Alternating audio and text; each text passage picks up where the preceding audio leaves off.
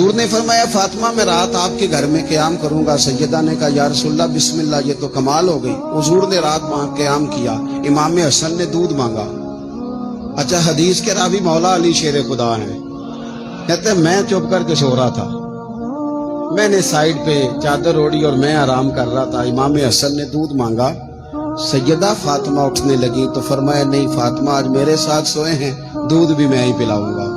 حضور اٹھے، بکری کا دودھ دھویا، پھر اسے برتن میں ڈالا. ابھی حضور امام حسن کو دینے لگے تھے کہ امام حسین نے بھی مانگ لیا. حضور نے فرمایا نہیں بھائی، پہلے حسن کو ملے گا.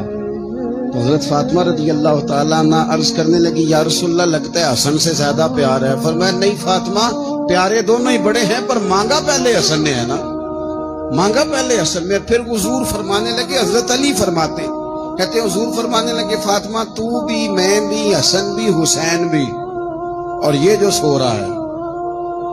کہتے میں تو چادر اوڑھی ہوئی تھی نا. فرمایا فاطمہ میں بھی، تو بھی، حسنین بھی، اور یہ جو سو رہے ہیں فرمایا سارے مل کے جنت میں داخل ہوں گے.